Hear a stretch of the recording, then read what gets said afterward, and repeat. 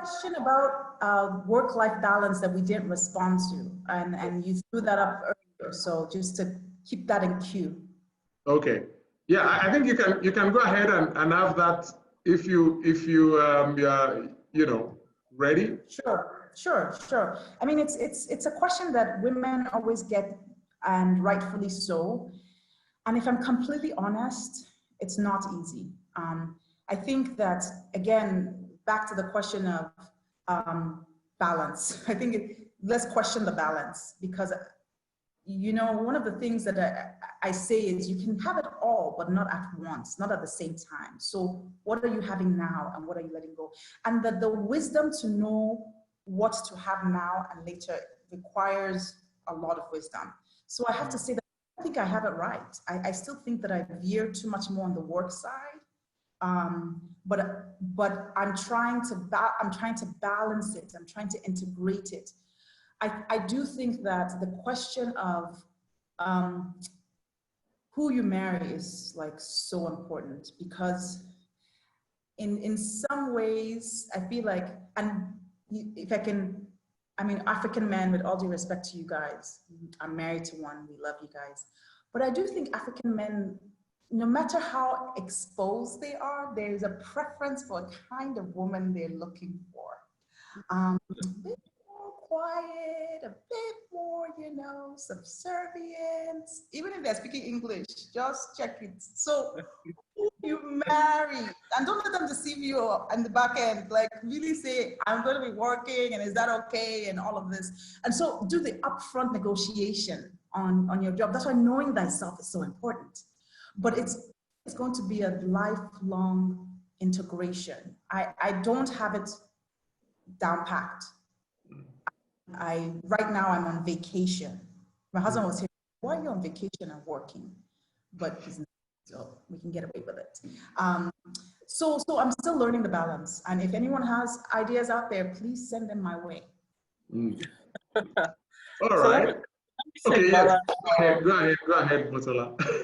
I think it's a really important question, and it's not just for women, it's both women and men, because for women, it's a bit more obvious, but for men, many times what ends up happening is they reach their mid-40s to 50s, and they look back and realize they wish they had more balance.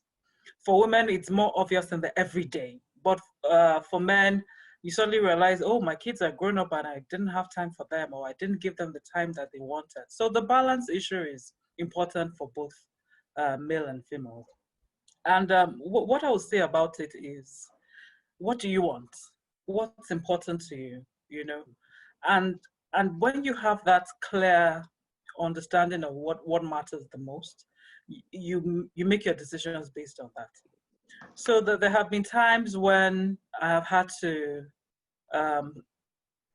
one of the reasons why I moved into consultancy for a few years was because my daughter was just growing up and I wanted more time with her. It was a time that I thought it was important to spend with her. So I moved into a work opportunity that allowed me more flexibility.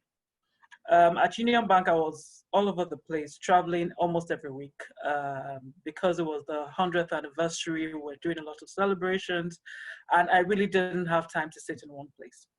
And I knew I couldn't do that for many years. So after a few years, I knew, okay, it's time to shift it to something a bit different. So it's being clear about what it is you want out of your life, your family, and then beginning to create those clear, shall I say, plans based on that. The other thing I would say is, honestly, no one can do it alone. We always say it takes what do you call it? A village to raise a child. It takes a village to raise a child. Thank you. So I'm always careful about, if you need to pay for the support, please pay for it. It will make your life so much easier. Getting the support that you need is so important. Like Sarah said, the person you marry, for those who are not married yet, please, it's really important to take this and make this decision carefully, because it just makes a whole lot of difference. And even when you do get married, it's also important to have those conversations that will make your life easier. the earlier parts of my, when we first got married, I think I did it a lot more than I should have, because, you know, there's that mindset of, oh, good African wife, you must do this and do that and do that. And he was the one at the point that I said, Auntie, are you trying to kill yourself? What's all this one you're doing now? If you don't sweep the floor every day, the floor is fine. Can you please stop and focus on more important things?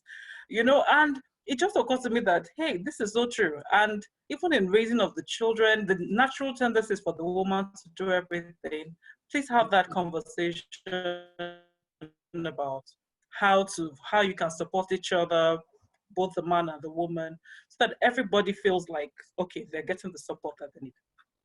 Thanks, Aki. Thank you so much. I mean, I'll pick you guys up on another day for all of those things you've said about African men. It's all right.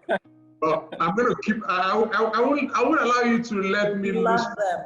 No, I'm an African man, but a good one. All right. And I have good conversations. Absolutely. And we're married to great ones as well. I know, and I appreciate them, because